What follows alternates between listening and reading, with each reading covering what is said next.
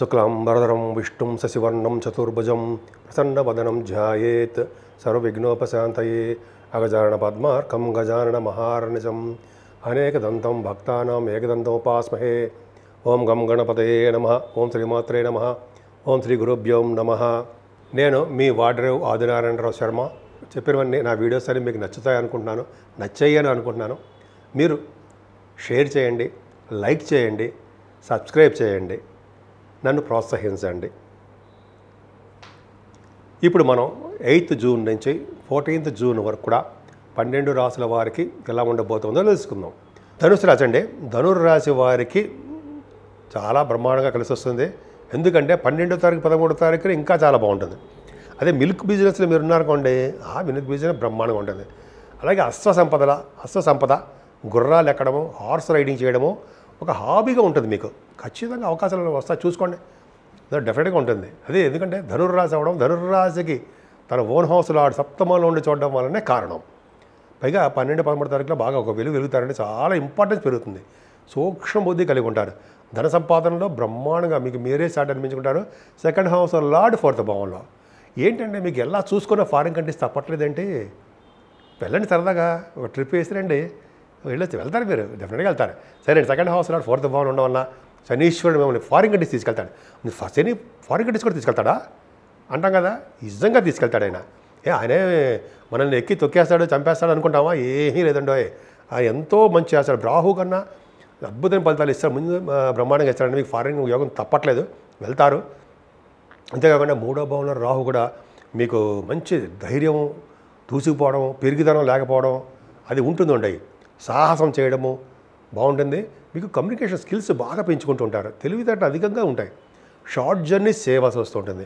4th భావంలో శని, మరి అర్ధాశ్రమ శని అనుకున్నాం కదా, మరి ఆయన ఫారిన్ కంట్రీస్ ఎలా తీసుకెళ్తాడు అంటాం. అంతే, నిజంగా అదో డౌటే కదండి. అవును, నిజంగా డౌటే. కానీ శనీశ్వరుడు తన ఇచ్చే రిజల్ట్స్ ఇస్తూనే ఉంటాడు. మీకు 4th భావంలో శని ఆపుతూ ఉంటాడు, స్లో చేస్తూ ఉంటాడు. విదేశ పర్యటన లేకుండా చేస్తాడా? లేదు, వెళ్ళేది చేస్తుంటాడు. కానీ 4th భావంలో ఉన్నాను కాబట్టి నెమ్మదిగా వెళ్దాలే బాస్ అంటాడనమాట. అలా అని కాదనుకోండి, నేను సరదా కోసం చెప్తున్నాను. ఏంటంటే సరదా కోసం అంటే కొద్దిగా మనం సీరియస్గా వెళ్ళిపోకుండా కొద్దిగా మధ్యలో చెప్పుకుంటూ ఉంటాం. ఎందుకంటే శని కలిగించే ఇబ్బందులు కలిగిస్తూనే ఉంటాడు. ఆయన ఇచ్చే ఫలితాలు ఇస్తూనే ఉంటాడు. తల్లి గారికి బాగుండదు, ఎడ్యుకేషన్లో ఇబ్బంది పడిపోతూ ఉంటాం. మనం ప్రతిదీ మర్చిపోతూ ఉంటాం, ఎక్కడ పెట్టామో ఎక్కడ బాబు అని. అలా కాకుండా, అంతేకాకుండా రైతులకు కూడా డబ్బులు సకాలంలో రాలేకపోవచ్చు. అన్నీ కూడా లేట్ అయిపోతూ ఉంటాయి.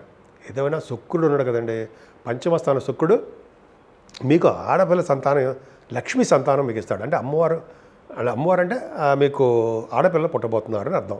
శుక్రుడు పంచమస్థానం ఉన్నాడంటే వ్యాపార అభివృద్ధి ఉంటుందండి. ముఖ్యంగా సినిమా రంగం వాళ్ళకి చాలా బాగుంటుంది.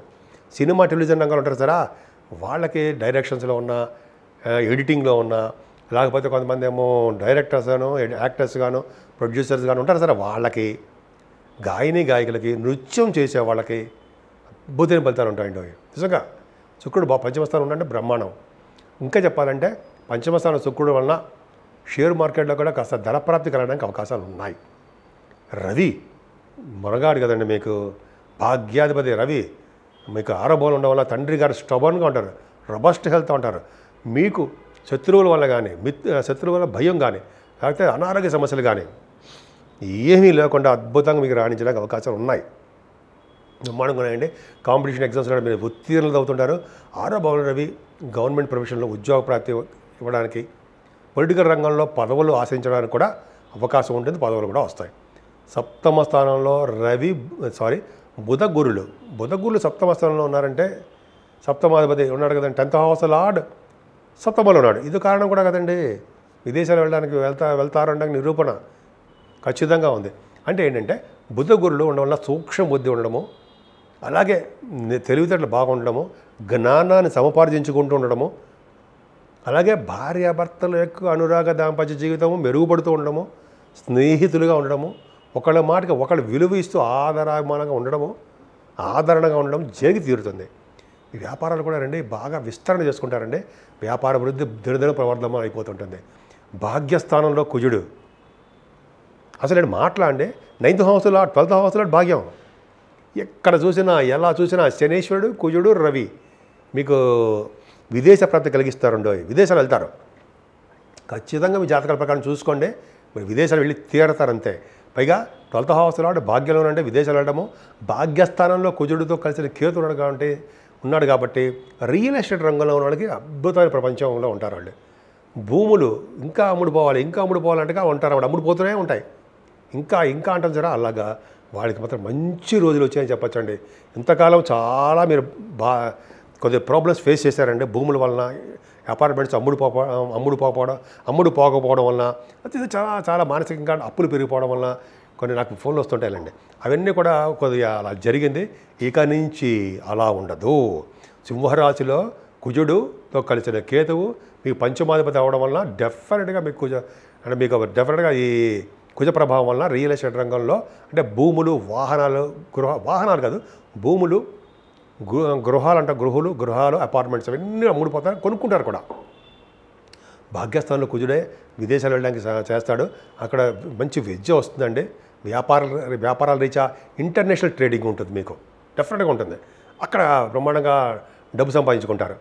అంతేకాకుండా అంటే చాలా విపరీతంగా డబ్బులు వస్తాయంటే సరే అలా వస్తాయి, ఏం భయపడాల్సిన అవసరం లేదు. విదేశీ పర్యటనతో పాటు పుణ్యక్షేత్ర దర్శనాలు కూడా బాగా జరుగుతాయి. మీ నాన్నగారికి చాలా బాగుంటుంది. అంతేకాదండి 10th హౌస్ ప్రొఫెషనల్గా కొద్దిగా మీరు వెనకబడిపోతూ ఉంటారు. మరి గుర్తింపు రాకపోవడమో, గౌరవం లేకపోవడమో, అది చిన్న మీరు పనుల వలన నష్టాలు జరగడమో, అందరికీ కాదండి, కొంతమందికి మాత్రం కొద్దిగా సాఫ్ట్వేర్ ఉద్యోగస్తులకు మాత్రం ప్రాబ్లమ్స్ ఉండి తీరుతాయి. ఏదేమైనా ఉద్యోగం కన్నా వ్యాపారం మిన్న అన్నట్టుగా ఉద్యోగం మానేసి వ్యాపారం చేద్దాం అని మాత్రం అనుకోవద్దు. ఉద్యోగమే, వ్యాపారమే. వ్యాపారంలో ఉన్న వాళ్ళని నేను చెప్తున్నాను. ఇప్పుడు 11వ భావాన్ని కూడా గురుదృష్టి ఉండడం వల్ల సంపూర్ణమైన లాభాలకు వస్తాయండి. మీకు కంటిన్యూస్ ఫ్లో ఆఫ్ పని ఉంటుంది. భాగ్యాసంలో కుజుడు ఉండడం, అలాగే లాభస్థానం గురుదృష్టి ఉండడము, లాభస్థానాధిపతి శుక్రుడు కూడా బాగుండడం వల్ల మీకు వ్యాపారాభివృద్ధి, సినిమా రంగం, కళారంగంలో వ్యాపారాభివృద్ధి. మీరు ఏ వ్యాపారం చేసినా సరే వ్యాపారంలో దినదిన ప్రవర్ధమానం అయిపోయి సక్సెస్ రేట్ చేసుకుంటూ హాయిగా ఆనందోత్సవాలతోటి భార్యాభర్తలతో కలిసిమెలిసి ఆనందంగా జీవితాన్ని కాలక్షేపం చేస్తారు. ఏదేమైనానండి, రావుకేతుల మధ్యలో మన ఆంట్రిబ్యూషన్ ఉండిపోయింది కాబట్టి మంచి ఫలితాలు ఏమి ఉండవు. ఎందుకని అమ్మవారి పూజలు చేసుకోవడము సర్వదా శ్రేష్టము. అలాగే వినాయకుడికి ఆరాధన చేసుకోవడము, గణపతి ఆరాధన అంటాం కదా, సుబ్రహ్మణ్య స్వామి పూజలు చేసుకోవడం వలన, అమ్మవారి యొక్క పూజలు చేసుకోవడం వల్ల లక్ష్మీ అమ్మవారి కొలవాలు ఉన్నాయి. కొలిస్తే వ్యూహలక్ష్మి, మీరు వ్యూహలక్ష్మి అమ్మవారి యొక్క మంత్రం యూట్యూబ్లో ఉంటుందండి. రోజుకు 108 సార్లు చేయండి. లక్ష్మీదేవి, స్థిరమైన లక్ష్మి ఇంట్లో ఉండబోతుంది అని అడగండి. మా గురువుగారు చెప్పారు కూడా చెప్తానండి, నా సొంతగా అయితే ఏం కాదు. కాబట్టి మీరు వ్యూహలక్ష్మి మంత్రం చేయండి. సర్వదా లక్ష్మి మీ ఇంట్లో స్థిరంగా ఉండి తీరుతుంది. మనస్ఫూర్తిగా చేయాలి. నేను మీ Vadrev Adinarayanarao Sharma, CMA, MA astrology. అలాగే నా సెల్ నంబర్ 7075389589, 7075389589. ఓకే అండి. ఇప్పుడు మీకు మీ జాతకాలు చూపించుకోవాలనుకున్నా, అంటే ఇటువంటి మ్యారేజ్ సంబంధించిన ముహూర్తాలు పెట్టించుకోవాలనుకున్నా, అంటే మ్యారేజ్ కంపేర్ చేయాలి ఉంటాయి కదండి, వధూవరుల జాతకాలు కంపేర్ చేయాలనుకున్నా మా ఆది ఆస్ట్రాలజీ తరఫున నేనే చూస్తుంటానండి. మీకు ఏమైనా కావాలనుకుంటే, ఆస్ట్రాలజీ తరఫున ఏమైనా కావాలనుకుంటే మీరు నేను ఇప్పుడు చెప్పే నెంబర్కి కానీ, అయితే కింద చూపిస్తున్న నెంబర్కి కానీ మీరు ఖచ్చితంగా ఫోన్ చేయండి. ఒకవేళ నేను ఫోన్ లిఫ్ట్ చేయలేకపోతే షూటింగ్లో ఉండి మీరు వాట్సాప్కి మెసేజ్ పెట్టండి. తప్పకుండా నేను మళ్ళీ మీకు ఫోన్ చేసి తీరుతాను, నేనే మీతో మాట్లాడతాను. సరేనండి. నేను 12 రాశుల వారికి చెప్పుకోదగ్గ సూచన ఏంటంటే, అంటే రెమెడీస్ ఏంటి, చాలా ప్రాబ్లమ్స్ ఉన్నాయి. దానివల్ల శనీశ్వరం వలన, రాహుకేతుల వలన ఇవి ప్రాబ్లమ్స్ ఉన్నాయి. కుజుడు వల్ల ప్రాబ్లమ్స్ ఏం లేవు. దానివల్ల ఏంటి మరి, ఏం యాక్షన్స్ తీసుకుంటే, ఏమి జాగ్రత్తలు తీసుకుంటే బాగుంటుందంటే, మేషరాశి నుంచి మీనరాశి వారి వరకు కూడా మీరు చేయవలసిన పూజ అంటే అమ్మవారి యొక్క పూజలు. అమ్మవారికి లక్ష్మీ అమ్మవారు అవ్వనివ్వండి, కనకదుర్గ అమ్మవారు, అలాగే భ్రమరామ అమ్మవారు, శ్రీశైలం, ఆవిడ మీకు ఏ ఇష్టదేవత అంటే అది ఇష్టదేవతకి, గ్రామదేవత అంటే గ్రామదేవతకి పూజలు చేసుకోవడం వలన ఆ రావు కేతువుల వలన వచ్చే దోషాలు పరిహారం అవుతాయండి. అంతేకాకుండా కేతువు కూడా సప్తమ భావంలో ఉండడం వల్ల సుబ్రహ్మణ్య స్వామి ఆరాధన ఖచ్చితంగా చేసుకోవాలి. అలాగే గణపతిని విశేషంగా పూజించడం వలన, అలాగే పౌర్ణమి వెళ్ళిన చవితి పూట కూడా గణపతి ఆరాధన చేసుకోవడం వలన కేతువు వలన వచ్చే దోషాలు పరిహారం అయిపోతూ ఉంటాయి.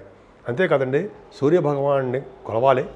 సూర్యభగవానుడు నమస్కార ప్రియుడు. అనారోగ్య సమస్యలను దూరం పెడతాడు ఆయన. ఆరోగ్యవంతులుగాను ఐశ్వర్యవంతులుగా చేసే ఆయనే. కాబట్టి మీ రాశి వాళ్ళందరూ కూడా లక్ష్మీ నరసింహస్వామిని కొలవడము, అలాగే విశేషంగా విష్ణు ఆరాధన చేసుకోవడం వలన, అలాగే దత్తాత్రేయ స్వామి వారిని దర్శనం చేసుకోవడం వలన ఖచ్చితంగా మంచి రోజులు రావడానికి అవకాశం ఉన్నాయండి. మీరు భార్యాభర్త కలిసి ఉండడము, అలాగే మీ ఉద్యోగాల్లో ప్రమోషన్స్ రావడము, అలాగే మీరు ఏమనుకుంటే ఆ వాటిల్లో ఉన్నతంగా రాణించాలి అంటే మాత్రము దత్తాత్రేయ స్వామి వారిని కొలవడం వలన విశేషమైన సంపదలు మంచి జరగబోతోంది.